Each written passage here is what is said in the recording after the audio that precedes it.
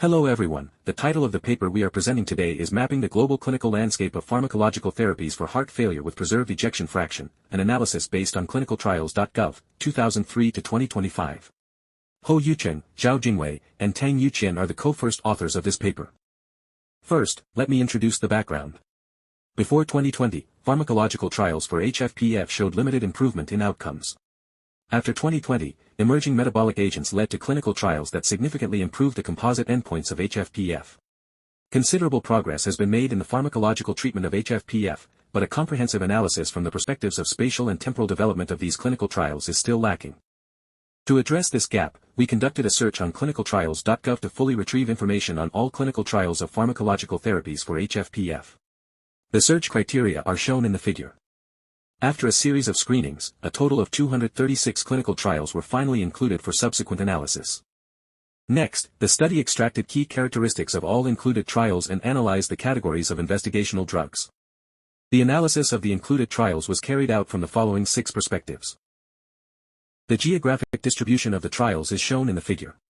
The United States accounted for the largest proportion, followed by China, then the United Kingdom, South Korea, Russia, Austria, and others. Regarding temporal distribution, the number of trials initiated before 2016 was only 56, 23.7%, while after 2016 the number increased significantly to 180, 76.3%. In addition, Phase 2 trials accounted for the largest proportion, with 92 trials, 39%, followed by Phase 4, Phase 3, and Phase 1.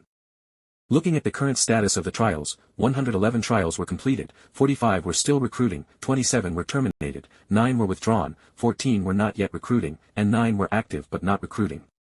Among the drugs involved in all trials, SGLT2 inhibitors and novel/targeted therapies dominated, each contributing 31 studies, 13.1%.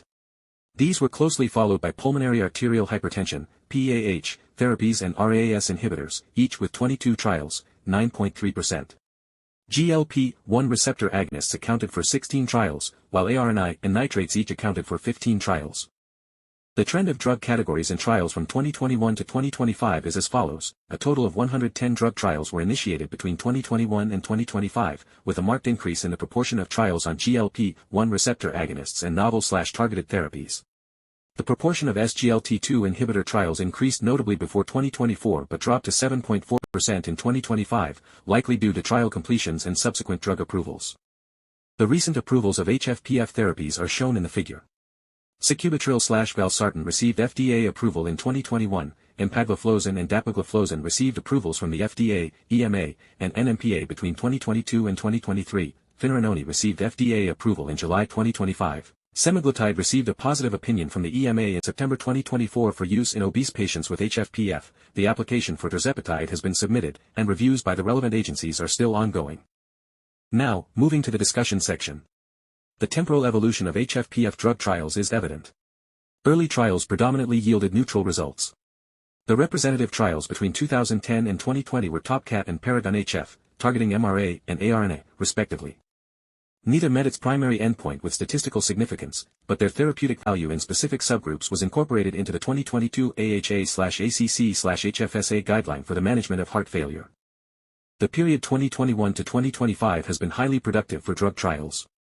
The Emperor Preserve and Deliver trials demonstrated that SGLT2 inhibitors reduce HF hospitalization rates in HFpEF, providing the basis for Class 1 recommendations in relevant guidelines and consensus statements. The FINEARTS-HF trial established the role of finerenone in HFpEF. The STP-HFpEF trial, 2023, showed that semaglutide improved Kansas City cardiomyopathy questionnaire scores. The SUMMIT trial, 2024, showed that tirzepatide significantly reduced the cardiovascular composite endpoint in obese patients with HFpEF, leading to a conditional recommendation for GLP-1 receptor agonists in the obese HFpEF subgroup in the 2025 Chinese consensus.